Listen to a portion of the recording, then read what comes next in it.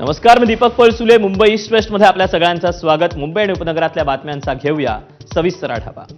मुंबई महानगर प्रदेशातील पायाभूत सुविधा प्रकल्पांमुळे ठाणे आणि शहापूर परिसरातील हरितपट्ट्याचा मोठ्या प्रमाणावर ऱ्हास होत असल्याचं समोर आलंय.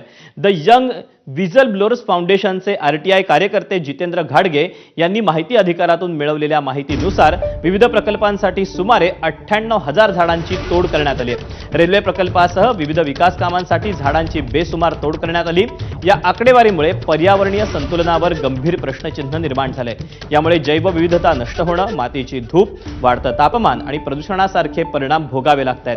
गेल्या 15 वर्षातली ही आकडेवारी असल्याची माहिती आरटीआय कार्यकर्ते जितेंद्र घाडगे यांनी दिली आहे.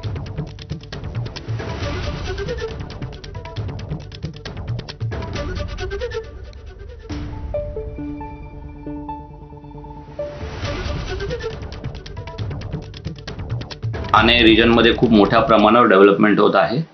ते चांगलं असलं तरी त्याची जी किंमत आपण मोजतोय ही फार भयंकर आहे, कारण हजारो लाखोंच्या संख्येने झाडं कापली जात आहेत.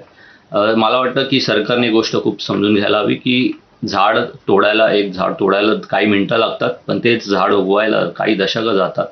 आणि या गोष्टीमुळे जेव्हा आपण झाडांची कत्तल करतो तर त्यापेक्षा जास्ती प्रमाणात झाडांची लागवड व्हायला पाहिजे आणि ती झाडं टिकायला हवी.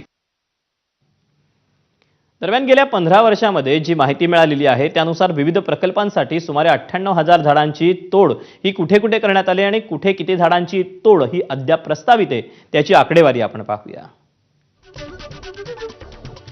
कल्याण कसारा तिसऱ्या रेल्वे मार्गासाठी शहापूर विभागात 16.68 हेक्टर वनजमीन वळती करण्यात आली, ज्यामध्ये 851 झाडांची तोड करण्यात आली. कल्याण बदलापूर चौथ्या मार्गासाठी मोरिवली परिसरातही मोठ्या प्रमाणात वृक्षतोड झाली.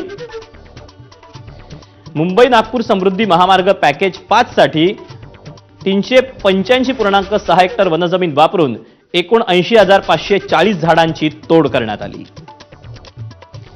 आंब्याचा पाडा विद्युतीकरणासाठी 1,295, नामपाडा लघुसिंचन योजनेसाठी 292 झाडांची तोड करण्यात आली आहे. याशिवाय गेलच्या गॅस पाईपलाईनसह इतर प्रकल्पातही जवळपास 979 झाडांची तोड करण्यात आली आहे. तर मुंबई वडोदरा एक्सप्रेसवे फेज 2 साठी 111.7 हेक्टर वनजमीन वळती करण्यात आली, ज्यासाठी 6,597 झाडं ही तोडली जाणार आहेत. NH61 विस्तारासाठी 181 झाडं, NH3 साठी 3,317 झाडं तोडण्याचा प्रस्ताव आहे. तर मुरबाडच्या भुवन सिंचन योजनेसाठी 7,043 तर अस्नोली योजनेसाठी 9,084 वृक्षतोडीचा प्रस्ताव आहे. तेव्हा एकीकडे 98,000 झाडं ही गेल्या 15 वर्षात तोडली गेली, तर अजूनही कित्येक हजार झाडं तोडली जाण्याचा प्रस्ताव हा समोर ठेवण्यात आलेला आहे.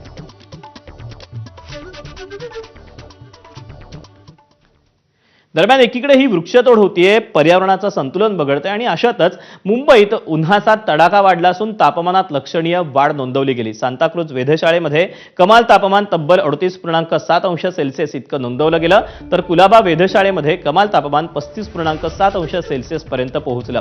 तापमानातील या वाढीमुळे दुपारच्या वेळेत उकाडा अधिक जाणवत असून नागरिकांना घराबाहेर पडताना त्रास सहन करावा लागला.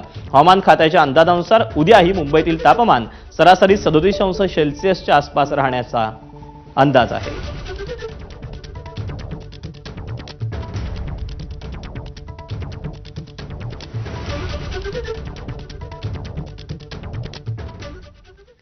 वळूया पुढच्या बातमीकडे. राज्य सरकारकडून विनाकारण ई चलन आकारलं जात असल्याचा आरोप करत